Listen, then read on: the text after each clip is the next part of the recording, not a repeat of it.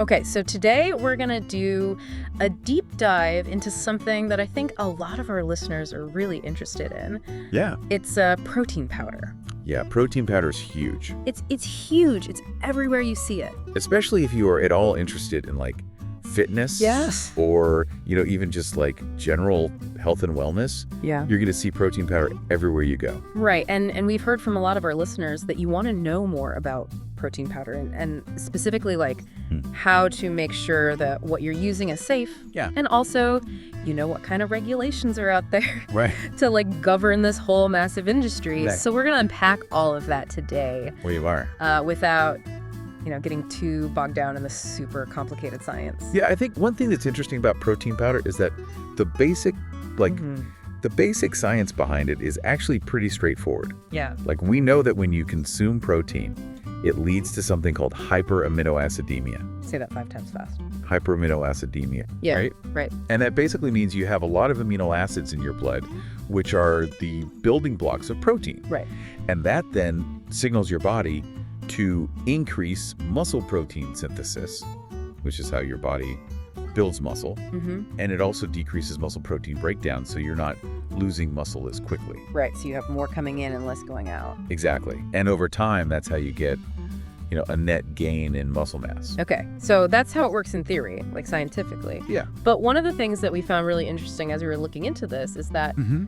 protein powder is regulated very differently Yeah. than like a drug that you would get from your doctor. Absolutely. So it seems like the process for getting these powders onto the shelves Right. is much less complicated, Yeah. which is kind of interesting. It's a really, really good point. And in the U.S., protein powders are classified as special foods. Okay. So they're not pharmaceuticals. And what that means is that they don't go through the same rigorous pre-market testing that drugs do with the FDA. Okay. They're more or less considered safe until proven otherwise.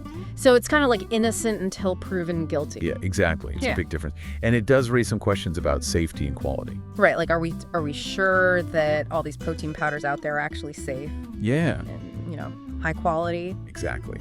And that's what we want to kind of explore in this deep dive. Yeah, so our goal today is to look at the regulations, look at the safety, try to pull out the most important things from the research that we've done, and hopefully just bring some clarity to this world because it can feel very overwhelming. It is a lot.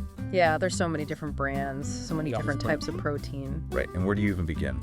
Yeah, so let's start with the basics, like what kinds of protein powder are out there? Okay, so there are a lot of different kinds of protein powder, but our sources highlighted 2 main categories, Okay. which are protein concentrates and protein isolates. Okay, so concentrates versus isolate. Right, so concentrates have a decent amount of protein, Mm-hmm. but they also have some fat and carbs that occur naturally. Okay, so it's kind of like the whole food version almost. Yeah, you could think of it that way. Yeah. And then isolates are more processed. Okay. They strip away most of the non-protein stuff, Okay. so you end up with a powder that's almost pure protein. Got it. So concentrates are a little bit more whole foody and isolates are super refined. Yeah, basically. Okay, and then we also came across this idea of complete versus incomplete protein. Yeah, that's an important distinction. So what does that mean, like, for someone who's actually using these powders? So complete proteins contain all 9 of the essential amino acids, Okay. which are the ones that your body can't make on its own, so you have to get them from your diet. Right. Histidine,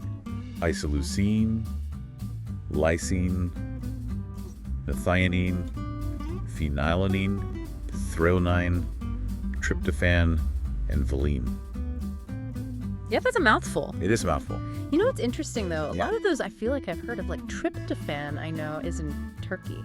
Yeah. Exactly. You hear about tryptophan around Thanksgiving. Yeah, right. Makes you sleepy. Right, exactly. So those are all essential amino acids. And then the incomplete proteins are missing one or more. Right. And now, if we look at what's popular, Mm-hmm. whey and casein proteins are kind of the kings of the market. Yeah, those are like the big names that you always hear about. Right. Whey and casein. So what makes them so popular? So whey protein is popular because it's relatively inexpensive. Okay, affordability, that's always good. Right. And it's absorbed by your body really quickly. So it's like a fast-acting protein? Yeah, like a quick delivery system for those amino acids. Okay. So it's often used after workouts. Like to refuel your muscles. Yeah, when your muscles are thought to be primed for that protein. Okay, so whey is like the post-workout protein. Yeah, pretty much. What about casein? So casein digests a lot more slowly, Okay. so it provides a more sustained release of amino acids over time. So it's kind of like the slow and steady Yeah, exactly. wins the race protein. Yeah, exactly. Okay, cool. So whey for a quick hit, casein for the long game. Right. What about people who like are vegetarian or who have problems with dairy? Yeah, so there are a lot of plant-based alternatives for those who don't do dairy. Okay. So you've got pea protein, soy protein, hemp protein, rice protein. So there are a lot of options out there. Yeah, there are.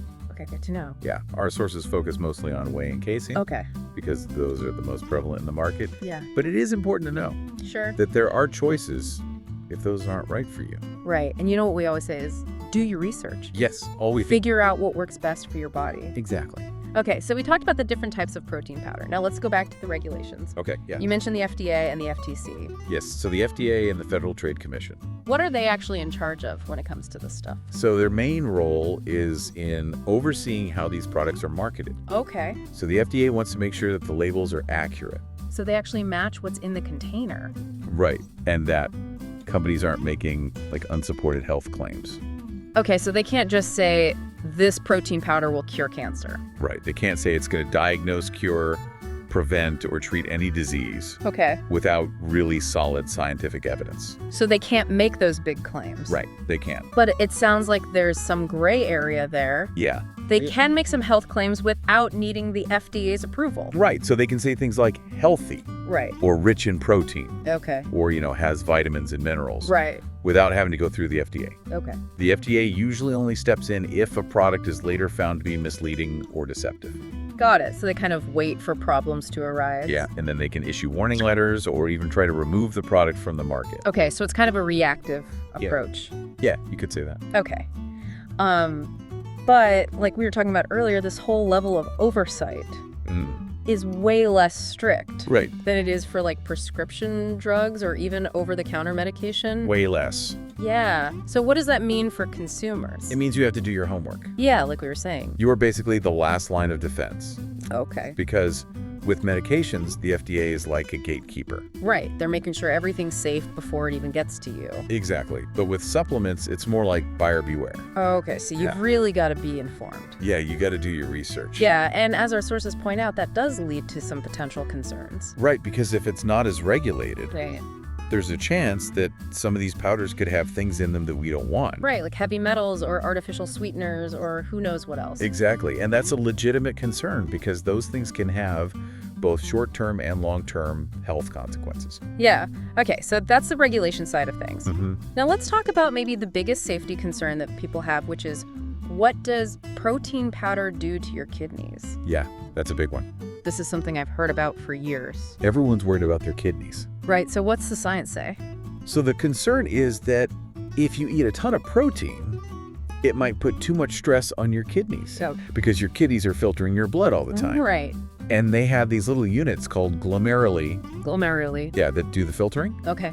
And the theory is that too much protein might cause these glomeruli to work overtime, Okay. which could lead to something called hyperfiltration.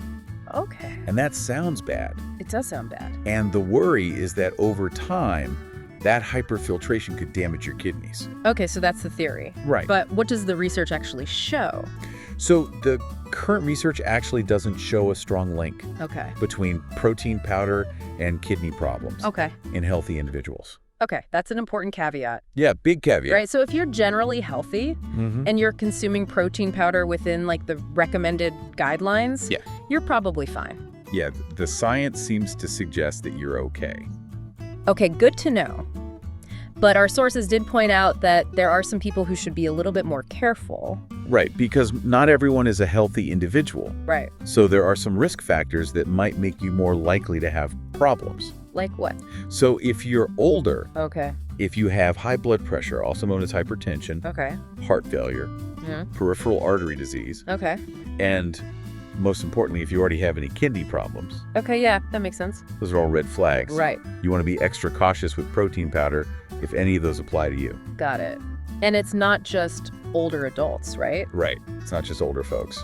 Our sources mention that there are some things to think about for kids and teenagers, too. Yeah, young people can be more sensitive. Okay. So things like having a low glomerular filtration rate. Glomerular filtration rate, that's like how efficiently your kidneys are filtered. Right, it's how fast they're cleaning your blood. That, So if you have a low GFR, that's a risk factor. Okay. Protein in your urine. that doesn't sound good. Yeah, it's not a good sign. Okay. Hypertension, Okay.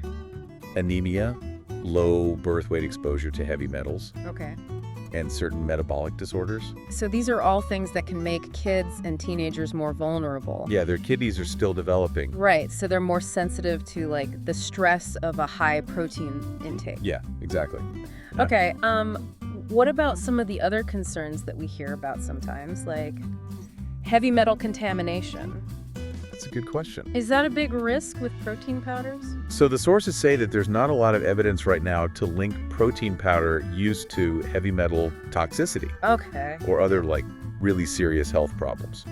Okay, so that's good news. It is good news, but it's important to remember Mhm. that doesn't mean it's impossible. Right, we don't know for sure. Right, we need more research. Right, we need more data. Yeah, we need more long-term studies Exactly. to see what happens when people use protein powder for years and years. Right, and also like what are the right doses for different people? Yeah, exactly. Like maybe what's safe for a healthy adult is not safe for a kid. Right, or someone with a kidney problem. Exactly. So more research is needed. Absolutely. Okay, so we know a little bit, but we need to know more. Pretty much. Okay, so given all of that, what do the experts recommend? So they have two main pieces of advice. Okay. The first is choose protein powders wisely. Okay, so not just grabbing the first one you see. Right, you want to do your research. Okay. Look for products that have been certified by reputable third-party organizations. Okay, so like some kind of seal of approval. Yeah, exactly. Okay. Something that tells you this has been tested Got it. for contaminants. Yeah. And that the label is accurate. Okay, and also I guess, choose the type of protein that's best for you. Yeah, whether that's whey casein or a plant-based option. Right, so think about your needs. Yeah, what works for your body and your lifestyle. Got it. So that's step one, choose wisely. Right. Step two is monitor your intake. Okay, so don't just chug protein shakes all day long. No, be mindful of how much protein you're getting from all sources. Okay, so food too, not just the powder. Exactly. You want to make sure you're not overdoing it. Right, because even if it doesn't hurt your kidneys, too much protein can still put a strain on your body. Yeah, your kidneys have to work harder. Right, and other organs too. It's not just the kidneys. It can affect your whole system. So it's all about balance. Exactly. Okay, so the general advice is to stick to the recommended daily allowance for protein. Yeah, unless your doctor tells you otherwise. Right, if you have specific needs. Exactly. Okay, so big picture, it sounds like protein powders can be a good thing.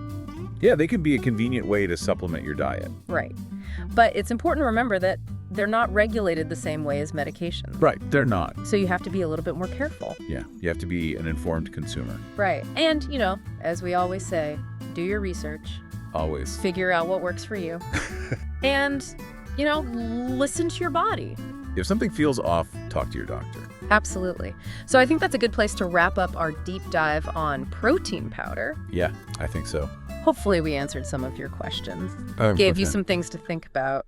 Always good to think critically about what you're putting in your body. Right. And, speaking of thinking critically, here's a final thought for all of you to ponder. I like it. Given that these supplements are so easy to buy and they're not as strictly regulated as drugs, Right.